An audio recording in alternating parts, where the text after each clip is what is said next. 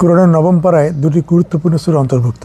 সূরা আল আরাফ আয়াত 88 থেকে 206 এবং সূরা আল আনফাল আয়াত 1 থেকে 40। প্রথমে দেখি এই সূরাগুলি কোথায়, কেন, কি প্রেক্ষাপটে নাজিল হয়েছিল। চলুন আল্লাহর নামে শুরু করি। সূরা আল আরাফ কুরআনের 7ম সূরা এবং মক্কায় অবতীর্ণ হয়েছিল।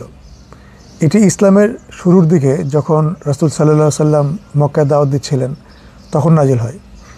এই সূরায় পূর্ববর্তী জাতিদের ইতিহাস, নবীদের সংগ্রাম, সত্য মিথ্যার লড়াই এবং মানবজাতির জন্য আল্লাহর বিধান এগুলি সম্পর্কে গুরুত্বপূর্ণ বার্তা দেওয়া হয়েছে। আর সূরা আল আরাফ নাজিল হওয়ার কিছু কারণ ছিল। মক্কার কাফিরদের সতর্ক করা, মানে মক্কার কাফিররা রাসূল সাল্লাল্লাহু আলাইহি সাল্লামকে অস্বীকার করত এবং ইসলামকে দমন করার চেষ্টা করত। আল্লাহ তাদের সতর্ক করে বলেন, পূর্ববর্তী যেসব জাতি নবীদের অস্বীকার করেছিল তারা ধ্বংস হয়ে গেছে। নবীদের সংগ্রামের শিক্ষা দেওয়া। এই সূরায় আদম আলাইহিস সালাম, নূহ আলাইহিস সালাম, হুদ আলাইহিস সালাম, সালেহ আলাইহিস সালাম, লূত আলাইহিস সালাম এবং শুআয়ব আলাইহিস সালাম জাতির ঘটনা বর্ণনা করা হয়েছে। প্রত্যেক জাতি নবীদের অস্বীকার করেছে এবং তাদের ফলে শাস্তি ভোগ করতে হয়েছে। ইসলামের সত্যতা ও একত্ববাদের ঘোষণা। মক্কার মুশরিকরা বিভিন্ন দেবদেবীর উপাসনা করত। আল্লাহ ঘোষণা দেন উপাসনার যোগ্য একমাত্র তিনিই। মানুষকে কিয়ামতের ভয় দেখানো। এই সূরায় কিয়ামতের দিন মানুষের বিচার, জান্নাত ও জাহান্নামের বিবরণ দেওয়া হয়েছে যেন মানুষ সতর্ক হয়।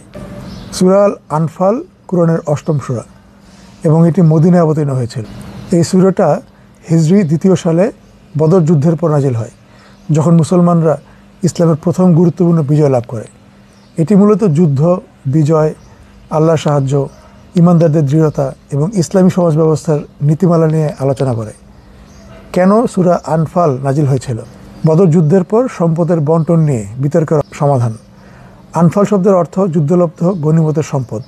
বদর যুদ্ধে মুসলমানরা কাফিরদের পরাজিত করার পর যুদ্ধলব্ধ সম্পদের মানে গনিমত বন্টন নিয়ে কিছু বিতর্ক তৈরি হয়। আল্লাহ স্পষ্ট করে দেন গনিমতের প্রকৃত মালিক আল্লাহ এবং তার বন্টন রাসূল সাল্লাল্লাহু আলাইহি সাল্লামের মাধ্যমে নির্ধারিত হবে। মুসলমানদের জন্য যুদ্ধনীতি ও আল্লাহর সাহায্য। বদর যুদ্ধ ছিল মুসলমানদের জন্য বড় একটা পরীক্ষা। সংখ্যায় ও অস্ত্রে দুর্বল হয়েও তারা বিজয় লাভ করেছিল, কারণ আল্লাহর সাহায্য তাদের পাশে ছিল। মুসলমানদের ঐক্যবদ্ধ ও শক্তিশালী হওয়ার নির্দেশ। মুসলমানদের জন্য সংযম ও ধৈর্য শিক্ষা। ইসলামের শত্রুদের সাথে সম্পর্ক ও কৌশল। বদর যুদ্ধের পরে মুসলমানদের জন্য নতুন বাস্তবতা তৈরি হয়েছিল। তারা কিভাবে কাফিরদের সাথে সম্পর্ক রাখবে, যুদ্ধ কবে করা উচিত এবং শান্তির জন্য কিভাবে প্রস্তুতি নিতে হবে, এগুলি বলা হয়েছে। নবম পারায় 158টি আয়াতের মাধ্যমে আল্লাহ আমাদের 3টা গুরুত্বপূর্ণ শিক্ষা দিয়েছেন। অন্যায়কারীদের পরিণতি, ইমানদারদের পরীক্ষা ও ধৈর্যের ফল এবং ইসলামী বিজয়ের প্রকৃত সংজ্ঞা। এই 3টা বিষয় একটু বুঝে দেখি। প্রথম শিক্ষা হল অন্যায়কারীদের পরিণতি, ইতিহাস থেকে শিক্ষা নেওয়া। কুরআন বারবার আমাদের অতীতের ধ্বংসপ্রাপ্ত জাতিগুলির কথা মনে করিয়ে দেয়, যেন আমরা তাদের মতো ভুল না করি। সূরা আল আরাফের 88 নম্বর আয়াতে বলা আছে, তারা অর্থাৎ অন্যায়কারীরা বলল, হে শুআয়ব, তোমার নামাজ কি তোমাকে এটা শিখিয়েছে যে আমরা যা চাই তা পরিত্যাগ করব? এই আয়াতটি নবী শুআয়ব আলাইহিস সালামের সময়ের জাতির কথা বলে, যারা নিজেদের ইচ্ছামতো অন্যায় করত এবং ন্যায়ের পথে চলার নির্দেশকে অস্বীকার করত। তারা নবী শুআয়বকে বিদ্রূপ করত এবং সত্যকে গ্রহণ করতে যেত না। কিন্তু তাদের শেষ পরিণতি কী হয়েছিল? অবশেষে তাদেরকে ভূমিকম্প পাকড়াও করল, ফলে তারা নিজেদের ঘরে উপুর হয়ে পড়ে রইল।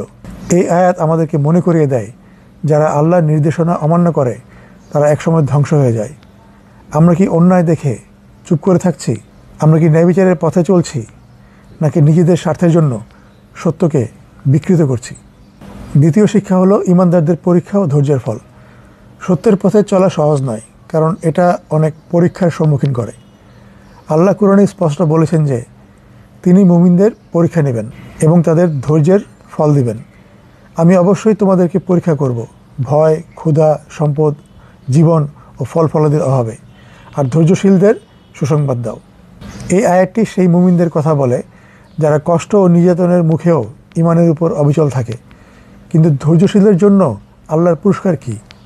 তাদের রব তাদের ডাকে সাড়া দিলেন, আমি তোমাদের কোনো আমল বিনষ্ট করব না। আমরা কি ধৈর্য ধরে আল্লাহর পরীক্ষার মধ্য দিয়ে যাচ্ছি, নাকি সামান্য কষ্টেই হতাশ হয়ে পড়ছি? তৃতীয় শিক্ষা হলো ইসলামী বিজয়ের প্রকৃত সংজ্ঞা। বদর যুদ্ধ ইসলামের ইতিহাসে এক গুরুত্বপূর্ণ অধ্যায়, কারণ এটা কেবল একটা সামরিক বিজয় ছিল না, বরং এটা ছিল ইমানের শক্তির বিজয়, তাকওয়ার বিজয় এবং আল্লাহর সাহায্যের বাস্তবতা। এই যুদ্ধ আমাদের শেখায় ইসলামের বিজয় বাহ্যিক শক্তি বা অস্ত্রের উপর নির্ভর করে না, বরং এটা আসে সত্যের পথে অবিচল থাকা, আল্লাহর উপর ভরসা রাখা এবং ধৈর্য ও সংযম অবলম্বন করার মাধ্যমে। বদর যুদ্ধ সংঘটিত হয়েছিল হিজরি 2য় সালে, মানে 624 খ্রিস্টাব্দে, যখন মুসলমানের সংখ্যা ছিল মাত্র 313 জন, আর মক্কার কুরাইশ বাহিনী ছিল 1000 জনেরও বেশি একটা সুসজ্জিত সৈন্য। মুসলমানদের কাছে সীমিত অস্ত্র এবং সুরক্ষা ব্যবস্থা ছিল, কিন্তু তারা আল্লাহর উপর ভরসা করেছিল। বদর যুদ্ধের মাধ্যমে আল্লাহ দেখিয়ে দেন যে সংখ্যা ও বাহ্যিক শক্তিই সব না, সত্যের প্রতি অবিচল থাকলেই বিজয় সম্ভব। আর স্মরণ করো, যখন তোমরা তোমাদের রবের কাছে সাহায্য চেয়েছিলে, তখন তিনি তোমাদের উত্তর দিয়েছিলেন, আমি 1000 ফেরেশতা পাঠিয়ে তোমাদের সাহায্য করব। এই আয়াত থেকে বোঝা যায় আল্লাহ সাহায্য ছাড়া কোনো বিজয় সম্ভব নয়। মুসলমানরা শত্রুর তুলনায় দুর্বল হলেও তারা আল্লাহর উপর পূর্ণ ভরসা রেখেছিল। আবার বলা হয়েছে, তোমরা যদি ধৈর্য ধরো এবং তাকওয়া অবলম্বন করো, তবে তাদের ষড়যন্ত্র তোমাদের কোনো ক্ষতি করতে পারবে না। এই আয়াত আমাদের মনে করিয়ে দেয় যে ইসলামের বিজয় আসে তাকওয়া ও ধৈর্যের মাধ্যমে, কেবল বাহ্যিক শক্তির মাধ্যমে নয়। আমরা কি ইসলামের সত্যিকারের বিজয়ের জন্য কাজ করছি, নাকি কেবল বাহ্যিক সাফল্যের পেছনে ছুটেই চলছি? বদর যুদ্ধের পর মুসলমানরা নতুন এক বাস্তবতার মুখোমুখি হয়। দীর্ঘদিন ধরে তারা মক্কার কুরাইশদের অত্যাচার সহ্য করছিল, কিন্তু বদরের বিজয়ের মাধ্যমে ইসলামের শক্তি প্রতিষ্ঠিত হয়। এখন প্রশ্ন ছিল, যুদ্ধ কি চালিয়ে যাওয়া হবে, নাকি শান্তির সন্ধান করা হবে? এজন্য সূরা আনফালের 61 আয়াতে বলা হলো, যদি তারা শান্তির দিকে ঝুঁকে, তবে তুমিও শান্তির দিকে ঝুঁকে পড়ো এবং আল্লাহর উপর ভরসা করো। এই আয়াত থেকে বোঝা যায় যুদ্ধ বাধ্যতামূলক নয়, বরং শত্রুরা যদি সত্যিকারের শান্তি চায়, তবে মুসলমানদেরও তা গ্রহণ করা উচিত। আমরা কি এই শিক্ষাগুলো বাস্তবে অনুসরণ করছি, নাকি শক্তি ও ক্ষমতার লোভে অকারণে যুদ্ধ ও বিরোধ সৃষ্টি করছি? এই ছিল কোরআনের 9ম পারা নিয়ে আমার আলোচনা।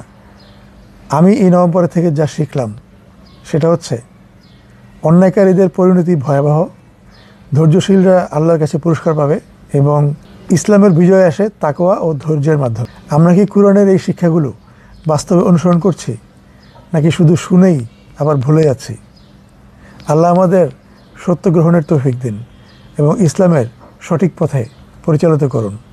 আমিন।